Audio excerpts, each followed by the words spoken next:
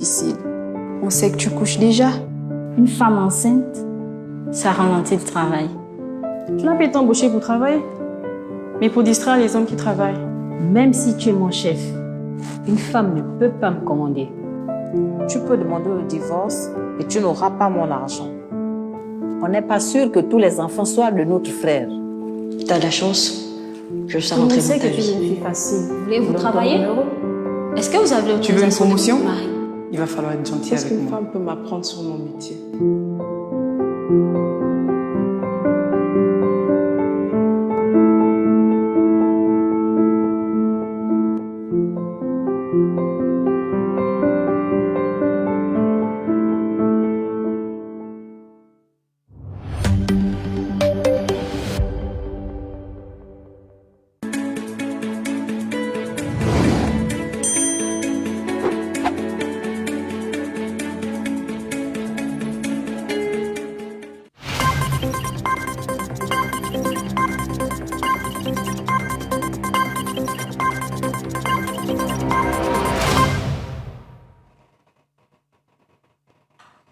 Il est 20h à Libreville au Gabon et c'est l'heure de la principale édition du soir sur Gabon 24. Bonsoir et soyez les bienvenus. Voici les titres. Destruction des mangroves au Gabon, la direction de l'environnement tire la sonnette d'alarme mise sur la sensibilisation des populations. Lutte contre le terrorisme et la piraterie maritime en Afrique de l'Ouest. L'Égypte veut renforcer la coopération avec le Bénin pour tenter de stopper ce phénomène. Pour répondre à la demande mondiale d'énergie éolienne, il faudra former 480 000 travailleurs supplémentaires au cours de 5 prochaines années selon le Conseil mondial de l'énergie éolienne. Voilà pour les titres, bienvenue sur Gabon 24. Ouvrons ce journal avec notre page Afrique d'abord au Gabon. La semaine nationale de l'environnement célébrée chaque année est l'un des principaux moyens de susciter une plus grande prise de conscience envers l'environnement et de promouvoir l'intérêt de l'action publique. Écoutons à ce propos le ministre gabonais des Eaux et Forêts. Cette année, le thème c'est la restauration parce qu'on lance la décennie de la restauration de l'environnement. C'est un écosystème très important pour nous. 70% des espèces qu'on mange, les espèces de mer, sont nées dans le mangrove, agrandissent dans le mangrove. Donc si on coupe le mangrove, nos enfants ne vont plus manger le poisson de mer. Les mangroves nous protègent des inondations. Les mangroves stockent du CO2, l'oxyde de carbone, dioxyde de carbone, le fameux gaz qui pollue l'atmosphère et crée le réchauffement de la Terre, le réchauffement de la planète. Et en restaurant cet écosystème, on absorbe du CO2 de l'atmosphère, on le stocke dans la végétation et on le stocke dans le sol. 2 fois on le stocke. Je demande à tous les citoyens, à tout le secteur privé de s'associer à la Direction générale de l'environnement et de la protection de la nature dans la semaine de l'environnement et sur la prochaine décennie, sur la décennie de la restauration. Et en Mauritanie, pays du nord-ouest de l'Afrique, le gouvernement a décidé d'octroyer une assurance maladie à près de 100 000 familles précaires afin que leurs soins sanitaires soient pris en charge par l'État. Les détails avec Ornella Guédou. C'est la toute première initiative sociale du genre en Mauritanie. L'objectif du gouvernement est d'améliorer l'accès aux soins et lutter contre la pauvreté. Plus de 100 000 ménages parmi les plus démunis dans le pays pourront désormais se faire soigner. Une prise en charge totale pour les soins de santé, consultations médicales, traitements et hospitalisation seront donc prises en charge par le gouvernement. Ceci grâce à une carte délivrée par l'État sous couvert de l'assurance santé, jusque-là réservée à certaines catégories socio-professionnelles. C'est donc pour favoriser l'égalité des chances que le gouvernement mauritanien élargit l'assurance santé aux familles pauvres du pays. Cette initiative entre donc dans le cadre du projet Assurance Maladie pour tous. Pour l'instant, le projet profite à 12% sur une population de 4,5 millions d'habitants.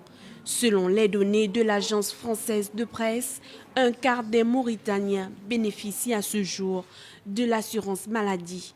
L'octroi de cette couverture d'assurance maladie aux ménages les plus fragiles nécessite environ 5 millions d'euros à l'État. Selon la Banque mondiale, environ 17% de la population mauritanienne vit en dessous du seuil de pauvreté avec 1,90 $ par jour. Restons toujours sur le continent où l'Égypte veut renforcer la coopération avec le Bénin. Lors d'un entretien jeudi, les présidents de deux pays ont évoqué la question de renforcement de la coopération dans les domaines de la lutte contre le terrorisme et la piraterie maritime en Afrique de l'Ouest. Deoulin Zouti pour les détails. La lutte contre la piraterie maritime et le terrorisme en Afrique de l'Ouest préoccupe le président égyptien Abdel Fattah al-Sisi, qui n'a pas manqué d'exprimer à son homologue béninois le souhait de son pays de renforcer la coopération avec le Bénin dans les domaines de la piraterie maritime et de la lutte contre le terrorisme. Au cours de leur entretien, les deux chefs d'État ont décidé de poursuivre la coordination sur les questions liées à la stabilité, la sécurité et le développement à travers le continent africain. Pour l'État béninois, la lutte contre la piraterie au large de l'espace maritime du pays a mis en lumière l'extraordinaire capacité d'influence du Bénin à capter des rentes de situation et à susciter une communauté de défense autour du combat contre la piraterie maritime. Les discussions entre les deux dirigeants ont également porté sur l'évolution de nombreuses questions régionales d'intérêt commun. Le maréchal Abdel Fattah al-Sisi a aussi félicité Patrice Talon pour sa réélection à la tête du Bénin en avril dernier avec 86% des suffrages exprimés. Et au Sénégal, le pays a récemment reçu une levée de fonds à hauteur de 508 milliards de francs CFA auprès de ses créanciers sur le marché international. L'opération conduite par le ministre sénégalais des Finances et du Budget, Abdoulaye Daouda Diallo, a duré une semaine avant de livrer ses conclusions. Le point de Ronan Charline Mankondé.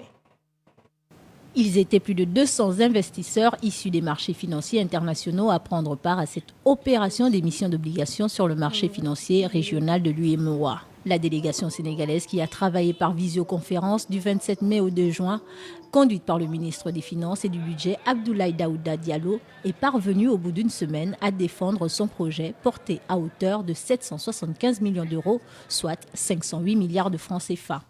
Une belle avancée pour le pays qui marque ainsi d'un grand coup son retour sur le marché financier international après 3 années d'absence. Le pays s'offre, au terme de cette opération, un taux de souscription égal à près de 6 fois le montant recherché initialement et en termes de qualité du livre d'ordre avec les investisseurs institutionnels de référence dans ce domaine.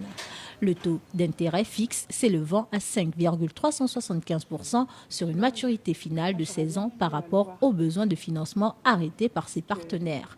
Les fonds obtenus seront exclusivement utilisés pour le rachat d'environ 70% de l'eurobond expirant en 2024 et libellés en dollars par de nouveaux titres en euros, ainsi que le financement de la participation du Sénégal dans le développement des projets pétroliers et gaziers. Allez, parlons d'environnement pour la suite, pour préserver la biodiversité des parcs du pays et développer l'écotourisme. Le Soudan, le Fonds pour l'environnement mondial et l'Organisation des Nations Unies mobilisent 23,6 millions de dollars. Les détails de Marie-Pascale Moïsi. La réhabilitation et la préservation de la biodiversité sont une priorité pour le gouvernement soudanais. Les fonds ainsi mobilisés vont permettre de délimiter les parcs et les zones tampons et de créer des corridors pour la faune sauvage. Les parcs nationaux de Dender, Djebel El Der, de Gonab, Baye, Mourkaroua sont les sites retenus. Ce projet est à l'initiative du Conseil supérieur de l'environnement et des ressources naturelles, du ministère soudanais des Finances et de la planification économique et du programme des Nations Unies pour le développement. Il s'agira aussi de renforcer les capacités des éco-gardes en leur fournissant de nouveaux équipements pour améliorer leur efficacité sur le terrain. Il est prévu aussi le développement de l'écotourisme à travers la construction des infrastructures touristiques. Le coût du projet estimé à 23,6 milliards de dollars va permettre de préserver la richesse environnementale du Soudan, car ces 3 sites sont dotés d'une biodiversité unique au monde. Dans le reste de l'actualité, prenons la direction de la Chine, à Hong Kong notamment, où le bureau de l'éducation du gouvernement de la région administrative spéciale a officiellement publié jeudi le programme d'études et le guide d'évaluation de la citoyenneté et du développement social. Un mémorandum circulaire aux écoles sur la mise en œuvre des mesures d'optimisation de la matière de base du secondaire pour l'année scolaire 2021-2022 a également été mise en œuvre. Miguel Mabika nous donne les détails. Selon le guide, le contenu de base du programme couvrira 3 thèmes: Hong Kong sous un pays, 2 systèmes, la nation après la réforme et l'ouverture, et le monde contemporain interconnecté. Le programme va se focaliser sur le développement de la base de connaissances solides et larges des étudiants et reconnaître leur identité nationale. Son but est de développer une vision internationale. Je pense que cela montre la détermination du bureau et du cercle de l'éducation à se réformer. Les étudiants de Hong Kong se verront également offrir des possibilités d'études sur le continent asiatique afin d'améliorer leur compréhension des réalisations en matière de développement national et de renforcer leur conscience nationale et leur patriotisme. Le développement de la Chine ces dernières années a favorisé le développement économique et social mondial. Je pense que les étudiants de Hong Kong devraient le savoir.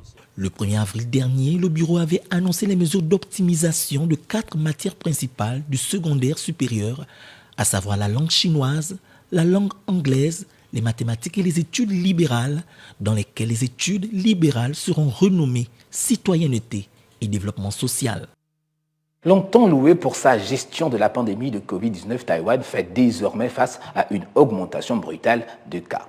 Pour faire face à cette flambée de contamination, le Japon a annoncé ce vendredi une aide financière d'1,24 million de doses de vaccins à Taïwan. Sabrina Massima. Longtemps érigé en modèle de bonne gestion de la pandémie, n'enregistrant que quelques centaines de cas et moins de 10 décès liés à la Covid-19, Taïwan a vu le nombre de cas bondir au cours des dernières semaines. Le bilan atteint désormais environ 10 000 contaminations et 166 décès par jour, après une propagation du virus par des pilotes de ligne. L'île, qui compte 23,5 millions d'habitants, n'a jusqu'à présent reçu que 726 600 doses de vaccin d'AstraZeneca et 150 000 doses de celui de Moderna. Mais la requête de Taïwan a été favorablement reçue par le Japon, qui a donc décidé de lui envoyer gratuitement 1,24 million de doses de vaccin AstraZeneca. Les deux voisins partagent des valeurs universelles de la liberté et de la démocratie. Elle bénéficie du dispositif de partage COVAX mis en place pour assurer une distribution équitable des vaccins, notamment aux pays à faible revenu. Le Japon, longtemps critiqué pour la lenteur de sa campagne de vaccination depuis le lancement de celui-ci, en février, est récemment passé à la vitesse supérieure, même si tout juste 3% de ses 125 millions d'habitants ont reçu à ce jour leurs 2 doses de vaccin contre la pandémie de Covid-19. En France, un ensemble d'essais vient de démarrer afin de savoir si les vaccins ARN messagers peuvent être interchangés dans le cadre de la vaccination anti-Covid-19 sur une personne.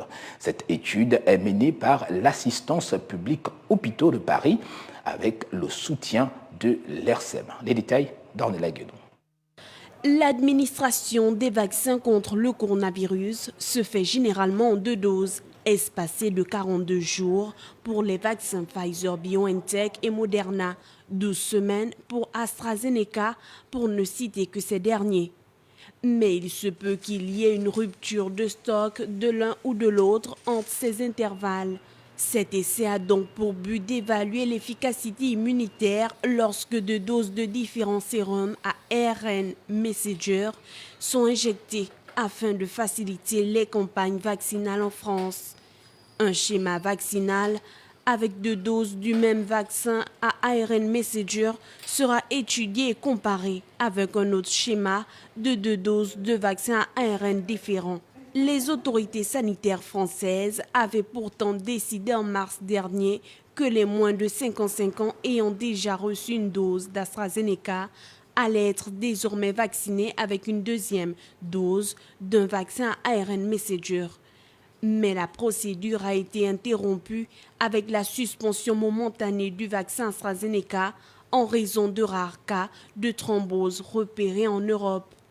En outre, au Royaume-Uni, environ 400 participants, tous âgés de plus de 18 ans, sont attendus pour cet essai vaccinal, toujours dans le but de trouver des réponses sur l'interchangeabilité des vaccins anti-Covid à l'université d'Oxford. Ce protocole sera réalisé avec les vaccins AstraZeneca et Pfizer-BioNTech. Par contre, l'Organisation mondiale de la santé n'a pas encore statué sur la question par faute de données adéquates. Elle ne peut donc faire aucune recommandation sur un changement de vaccin anti-Covid entre 2 doses. Et puis, les ministres de la Défense américains et israéliens ont pris part jeudi à une réunion dans le cadre du soutien multiforme des États-Unis à l'État israélien, surtout dans un contexte de tensions accrues entre Palestine et Israël au Proche-Orient. Le point de Rona-Charline Mankoné. Avec le ministre israélien de la Défense Benny Gantz, il était surtout question jeudi de tracer les grands axes des relations entre Israël et les États-Unis, loin de la formation du gouvernement en cours, mais plutôt sur la question de l'armement en Iran. Ces jours-ci, l'Iran continue de développer des armes nucléaires et d'armer des milices dans tout le Moyen-Orient. Soyons clairs, l'Iran est avant tout un problème mondial et régional. Et il constitue également une menace existentielle pour Israël, comme ses propres dirigeants l'ont ouvertement déclaré. L'un des projets communs et le plus proche, la contribution américaine au renflouement du bouclier antimissile de l'État hébreu, rudement mise à l'épreuve lors des 11 jours de conflit avec le mouvement islamiste palestinien Hamas dans la bande de Gaza en mai dernier. Je tiens à vous remercier, Monsieur le secrétaire Austin, et l'ensemble de l'administration Biden, de soutenir le droit et le devoir d'Israël, de se défendre et de maintenir la sécurité d'Israël qui assure la stabilité dans notre région. En visite depuis mercredi à Washington, Benny Gantz y est surtout pour répondre au renouvellement du système de défense, le Dôme de fer, estimé à environ $1 milliard, de même que l'accélération de l'aide humanitaire visant la reconstruction de Gaza. Pour les Américains, il s'agit surtout de multiplier les actions pour l'apaisement des tensions entre la Cisjordanie et Jérusalem. Benny Gantz a, dans le cadre de cet agenda, rencontré un peu plus tôt le chef de la diplomatie américaine, Anthony Blinken, et le conseiller de la Maison-Blanche pour la sécurité nationale, Jack Sullivan. C'est officiel, pour consolider le pacte commercial entre l'Union européenne et l'Indonésie, le chef de la diplomatie européenne, Joseph Borrell, a annoncé que l'Union européenne souhaitait résoudre le conflit d'huile de palme qui oppose les deux parties. Indani Ngon. Après la rencontre officielle de Jakarta, jeudi dernier, Joseph Borrell, le chef de la diplomatie européenne, a admis que le conflit autour de l'huile de palme qui oppose l'Union européenne et l'Indonésie a eu un fort impact sur la relation qui lie les deux parties. Il souhaite désormais que les deux entités puissent trouver des solutions ensemble afin de tourner cette page sombre de l'histoire qui semble affaiblir leurs relations commerciales. En un an, les pertes économiques sont énormes pour les Européens. Les échanges entre Indonésie et l'UE ont baissé de 20,7 milliards d'euros. S'appuyant sur les codes régissant l'accord de libre-échange, l'Union européenne espère que l'alpilule passe côté Indonésie. Les restrictions européennes sur l'utilisation des biocarburants à base d'huile de palme seraient la cause de ce litige commercial. En effet, l'Union européenne a estimé que le biocarburant à base d'huile de palme n'entre pas dans ses cordes en matière d'énergie renouvelable prévue pour 2030. Mais cette restriction a été mal perçue chez les deux grands producteurs d'huile de palme qui estiment qu'ils sont discriminatoires et risquent de pousser vers la pauvreté des milliers d'agriculteurs. Dans une récente communication, Joseph Borrell a indiqué que l'Union européenne n'avait rien contre l'huile de palme indonésienne et a pris pour preuve l'importation de cette huile végétale qui semble avoir augmenté de 26% l'année dernière. Le pari est loin d'être gagné pour l'Union européenne qui risquerait d'avoir sur son dos les défenseurs de l'environnement qui s'y opposent farouchement, accusant les forêts tropicales d'Asie du Sud-Est de favoriser les émissions de gaz à effet de serre.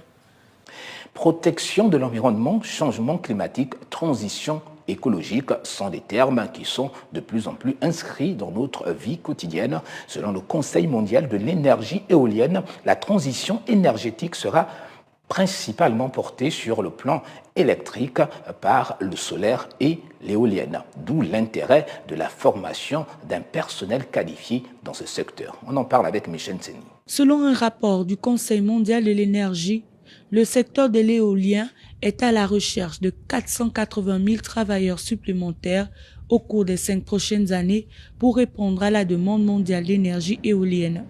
Ainsi, la formation de cette main-d'œuvre portera sur la construction, l'installation, l'exploitation et la maintenance des parcs éoliens terrestres et offshore.